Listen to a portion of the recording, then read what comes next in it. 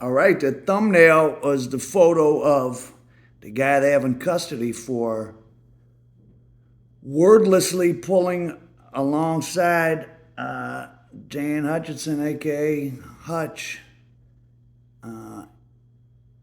It wasn't at his jewelry store. It was at the pawn shop, I guess he recently bought, and just shot several times into the car. He's been charged. So the police think he did it. He hasn't made, the police said they don't have a motive, which means he didn't confess. So that just means probably a tipster, put his name in it. But at this early of a case, it's funny, like people try to get back at people they know or get people out of the way by telling on people that didn't even do stuff. So, this is not necessarily the guy that did it. He hasn't confessed. And, if it was a hit, like people think, then well, if there was a personal connection between him and Hutch, they'd probably say there was a motive. And if it was some type of hit, how did he get even picked up? Is he just a guy that was in the area that has some type of? Well, I didn't see. Tried to look his name up in federal prison and in Michigan, and I didn't find it. So he doesn't seem to be like someone who's been in criminal trouble, but recently, but that doesn't mean anything. I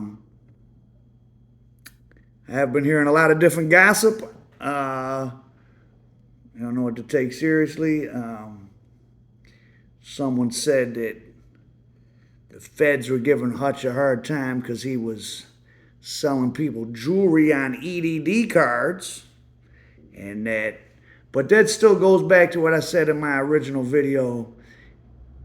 Doing criminal things with people that aren't full-time criminals, it's easy for law enforcement to put leverage and pressure on them and put yourself in a risky position. So that guy is the one who, so far, his name is Roy Donta Larry, and I don't know if it seemed like he was picked up the next day. I don't know if that means that his car was seen in the area. It was a tip. Probably was a tip, which doesn't mean it was accurate. Those are usually, like, people that get picked up off a tip are the most likely for it to be bullshit. Like some girl that doesn't like him, who's a little bit, people get what's called Munchausen by proxy syndrome. So if you're someone who wants to feel important, you could imagine that someone did something important, like commit a crime that's on the news, when really you have no evidence of it. Or, he could just be a guy that he was the last person to call Hutch or something, and they're giving him a hard time. I don't know. But I guess they did arraign him for first-degree murder, or they've charged him. I don't know if he's been arraigned.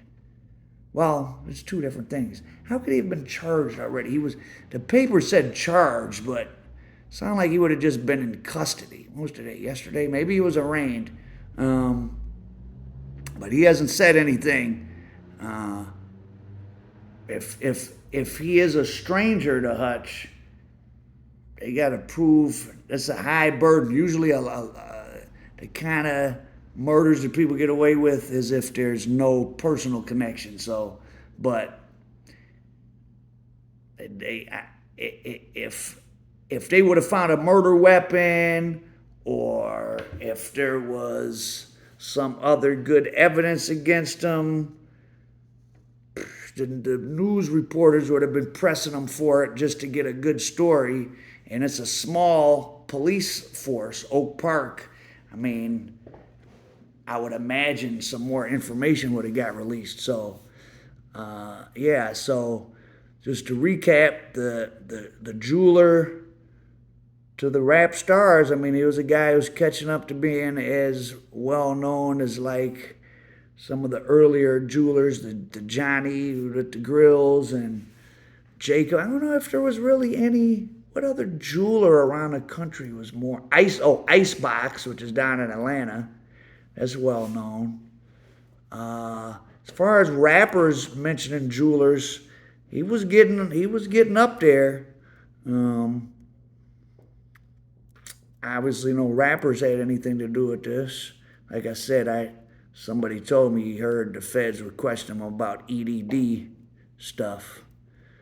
But again, if you were doing big EDD fraud and you were giving it to a jeweler, I mean, what do you. Of course, I remember years ago when there was that scam or that, crime going around in Detroit where, like, people would ask you if you had a bank account. And basically, they would just deposit a bad check in your bank and pull the money out and give you half the money, and then you would just owe the bank money. Like, I didn't even understand some of these things people do. Like, I don't know, it's just like you're borrowing money against yourself or for your own felony in the future. I don't know. But, yeah, guy's been arrested for gunning down Hutch. They said he pulled up to him, didn't say anything, boom, boom, boom, shot into the car. Again, this is not a guy that I could find that had any criminal record, but, I mean, maybe it's old or his name could be spelled differently. I don't know. But, till Big Meech went in, he didn't have a criminal record. Not to imply that that guy's, any big deal or anything. I have absolutely no idea. Somebody could just be trying to,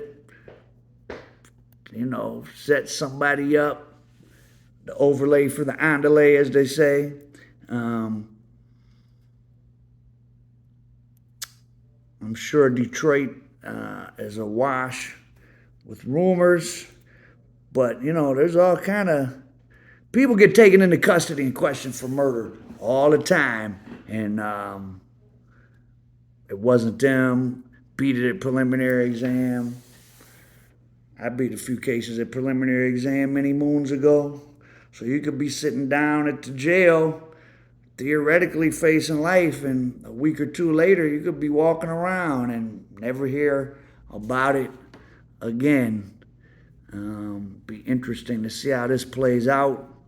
And then also people were, I don't know this about Hutch, but like I'm not into buying jewelry, but like some guys I know said they don't like buying jewelry because you can't really, like when you hear people say stuff like VVS, these are VVS 1 diamonds and all that, that's kind of subjective. Like there's a rough set of rules, but you could buy something from a jeweler and it's worth $50,000, and you could take it to another jeweler, and he could, just because he's trying to undermine the other jeweler and get your business, be like, oh, he ripped you off, but he really didn't rip you off.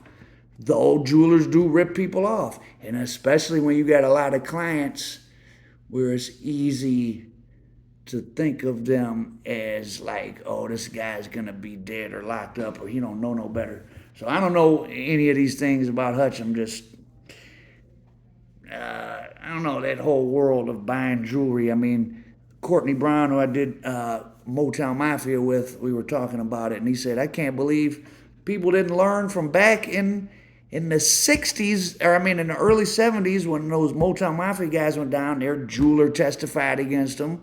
He said in the 70s and 80s, there was a black auto dealer, Rice or something.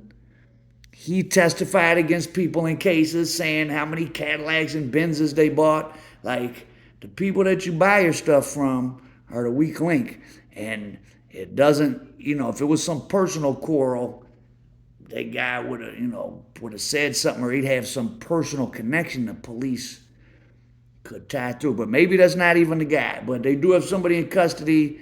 That's who he looks like. If that's one of your friends or relatives and you know that he was with you when he was supposedly killing Hutch, be sure and inform law enforcement. You don't want an innocent man going to jail. Al Prophet, American Dope.